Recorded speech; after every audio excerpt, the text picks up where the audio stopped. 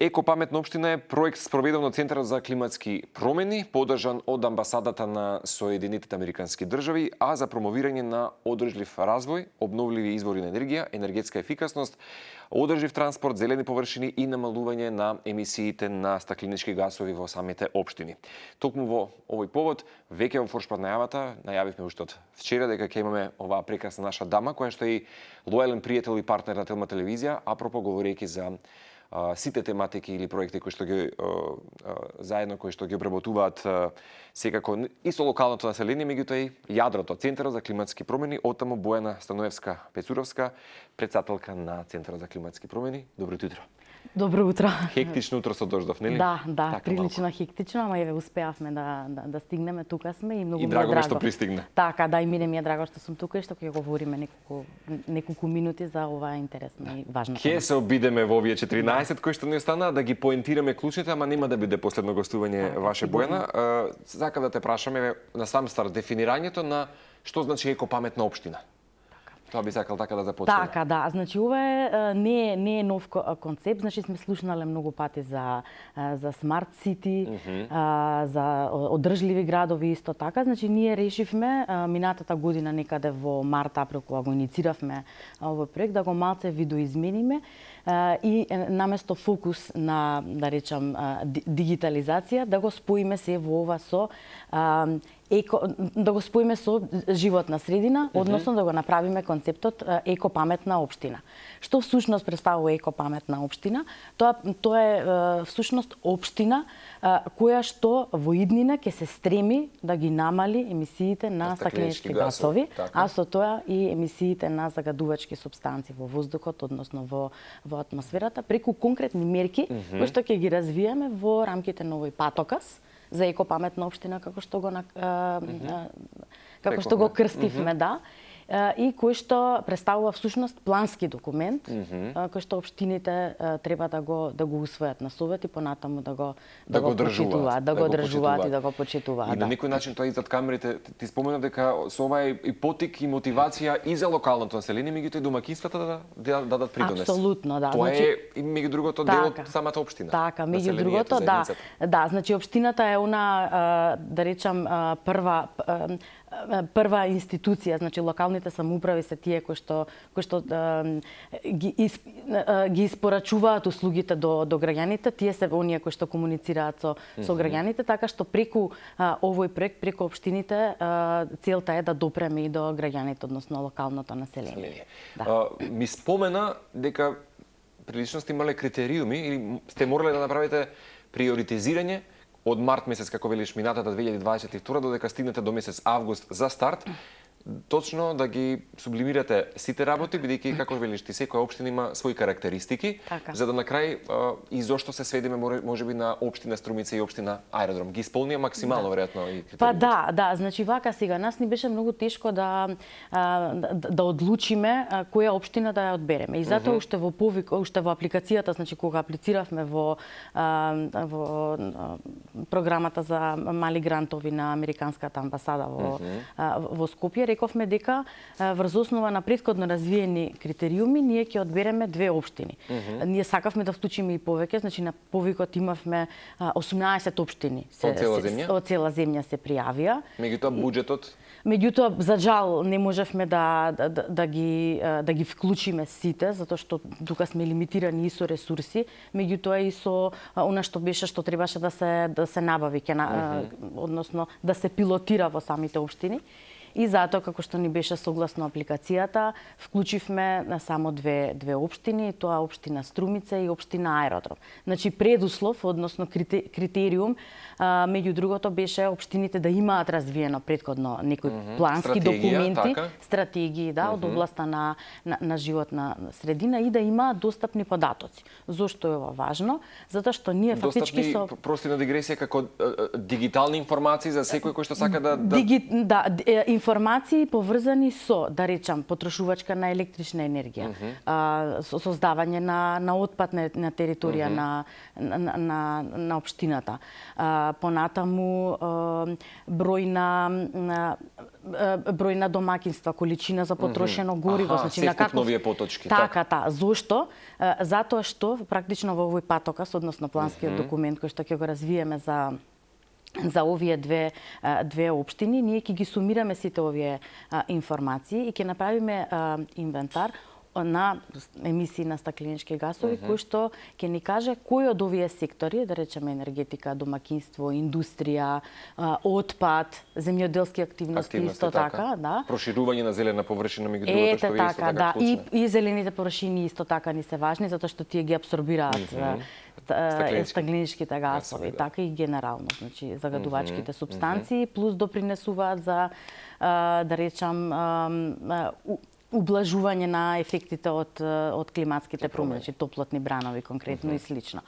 Така што ние во рамките на овој патокас ќе ги интегрираме различните медиуми и сектори, отпад, води исто така, ќе интегрираме исто така почви, понатаму климатски промени, ќе вклучиме и енергетика, одржлив развој исто така, искористување на можност за искористување на обновливи извори на енергија. И преку сите овие аспекти, сегменти, да, ќе предложиме мерки за да во иднина општината стане општина која што постепено ќе ги намалува емисиите на стакленички гасови и ќе стане по вистинска екопаметна општина. Вистинска екопаметна општина. Имено да не забораваме дека Струмица веќе направи преседан, веќе во март месец, ако не се лажам, веќе се кантите за отпадоци се поставени, значи, така? Така, да. Освен овој патокас за екопаметна општина, односно освен овој плански документ, ќе речете планскиот документ не е голема работа, меѓутоа е важна работа затоа што точно ги сетира понатаму активностите и политиките на самата општина во однос на некоја сфера, односно област. Освен значи ова, ние со овие две општини работиме и на пилот проекти. Значи во Струмица работиме на пилот проект за селекција на отпад од пластика, каде што во рамките на нашиот проект иницииравме, значи дониравме ние 100 канти за 100 домаќинства, а комуналното предпријатие заедно со општината, тука морам да ги пофалам и да кажам дека сум многу среќна, значи одлучија да додела дополнителни 1100 канти, па така сега во процесот во овој пилот процес на селекција на отпадна пластика се вклучени. И не може да не биде толку успешен. 1200 домаќинства, да. Значи морам да кажам дека граѓаните на Струмица до сега до овој проект немаа прилика да селектираат отпад, туку све заедно. Поради недостаток на ресурси, можеби вакви, така? Па да, поради недостаток на ресурси, можеби поради недостаток на иницијативи или немање доволно капацитет. Значи многу ми е драго што ние со оваа иницијатива ги поттикнавме да размислат за тоа дека можат сами како комунално предпријатие, односно како општина да започнат со процес на селекција, кој што во иднина, согласно обврските од процесот на пристапување кон Европската унија и сиве оние законски одредби што треба да ги следиме, ќе биде клучна потточка е, ќе мораме да ги ќе мораме да започнеме и со процес на селекција, тоа не само на пластика, туку и на други типови на отпад, отпакување, хартија, стакло, биоразградлив отпад, електричен електронски батерии, акумулатори, така. Кабаст отпад. Кабаст отпад, да. Да, кабастиот отпад кај него е друга проблематика, значи кај него е важно одложувањето, тој не можеме дома да го селектираме. Јасно. Меѓутоа со помош на комуналните предпријатија треба да знаеме дека треба соодветно да го пријавиме за да го подигнат и соодветно да го одложат, да не завршува во реките, во планините, на полињата и така натаму. Со оние диви депони кои што знаеме да ги уловиме за жал. Со оние диви депони кои што се И именно сега кога ќе ги спомена овие над 1000 домаќинства во Струмица, директно се вклучија во целиот проект на екопаметна општина, патоказот сериозно добри резултати има веќе? Со оглед на тоа дека веќе ги имаат постечките канти. Да, значи морам да кажам дека минатата недела разговаравме баш со комуналното предпријатие и рекоа дека и они се многу задоволни. Значи има голем одзив, граѓаните селектираат и веќе имаат собрано околу 500 килограми отпад од пластика за некои неполни месец дена. Право. И што е многу важно, се намалува количината на на мешан отпад, комунален отпад, кој што понатаму завршува на депонија и прави притисок таму. Јасно, Така, јасно. а овој отпад кој што е селектиран завршува нели понатаму за рециклирање. На вистинско место кај На што се вidi. вистинско место, односно за рециклирање и враќање повторно во живот. Јасно. Истиот, Како да. што знаеме нели во големите компании веќе сакаат да бидат и економични па да ги искористат злоупотребат веќе тие нели материјали. Да. Не само големите компании, да, значи Тука и тоа помали, ќе треба да биде тренд кај сите буквално, сите, значи да, циркуларната Холистички економија. пристап кај секој од нас би требало. Ај сега околу главните цели спомена, меѓутоа зошто е потребна одржлива енергија, Бојана? Управување со отпад, одржлив транспорт и секако загадувањето како теми во општините. Да, значи, како што кажав, општините со процесот на децентрализација, значи им се наметнаа бројни обврски, кои што голем дел од тие обврски не само за животна средина, туку и во другите сфери, во другите закони кои што произлегуваат. Сега, значи, општините се тие кои што обезбедуваат најдобри услуги кои што треба да обезбедуваат услуги за граѓаните. Нормално, нели, се со цел подобар квалитет на живот, подобро обкружување и подобро здравје. Сега знаеме, значи, под колкав притисок сме во моментот и со загадувањето, нели, знаеме дека во нашата држава генерално загадувањето, односно висока е и тоа висока е и во поглед на емисии и на стакленички гасови и на загадувачки супстанции, значи имаме проблеми со загадување на воздухот и тоа е воглавно поради начинот на производство на електрична енергија која што доаѓа од фосилни горива. Сега тука општините можеби и не можат толку многу да направат, меѓутоа можат да направат од аспект на промоција на одржлива енергија, значи сонцето го имаме, сонцето и да речем биомасата исто така ги имаме во големи ресурси. Неограничен ресурс што се да, види. Да речеме како неограничен ресурс и потребно е во иднина не само од аспект на животна средина, туку и од аспект на економска исплатливост да се трудиме да ги користиме, да. Секој домаќинство да користи бенефитот. Да, и со тоа индиректно значи да влијаеме на квалитетот на живот. Отпадот исто така споминавме, значи отпадот е секаден околу нас имаме преку 1000 диви депонии за жал во државата и тука и државата, меѓутоа најголемите обврски се на општините, на локалните самоуправа. Прво на расчистување на самите диви депонии, а понатаму на воспоставување на еден интегриран самоодржлив финансиски самоодржлив систем за управување со животна средина, кој што допрва треба да дојде и допрва треба да се воспостави на регионално ниво, каде што општините ќе треба да контрибуираат соодветно. Па така и тоа беше една меѓу другото една од причините, освен одржливиот транспорт и одржливата енергија, да промовираме нели и соодветно управување со отпадот. Да, и проширување на зелените површини секако. Имено. Меѓу другото, ова кога те слушам, вистина делува и едукативно многу за граѓаните. Да, делува едукативно. Трансформација се случува, една метаморфоза ќе кажам, нели, во некоја нова средина кога може да се разбуди тој еден граѓанин во некоја општина. Јас можам да кажам дека граѓаните се од свесно живење вклучено? Да, од момент во момент, од година во година се повеќе свесни, затоа што и тие ги чувствуваат негативните последици од загадувањето и мислам дека сакаат да допринесат. Сега, еве да речам, еден пример за тоа ми е и буквално ова пилот проектот со Струмица кој што го спроведуваме во моментот, за тоа како 99% од граѓаните се да речем ги почитуваат насоките од комуналното предпријатие и селектираат таков отпад како што треба како што им е наведено дека треба да селектираат. Тоа кажува дека сакаат да се вклучат, дека се свесни, дека ја гледаат потребата и се надевам и користа од сето тоа. Дај Боже. Во еднина, затоа што навиките па не се менуваат преку ноќ. На нив мора да работиме постојано сите ние. Како вели Махатма Ганди, биди промената што сакаш да ја видиш во светот, и промената од да, јас така велам, значи, јас така велам дека сите ние мораме да делуваме во рамките на нашите можности, во рамките на нашите мандати.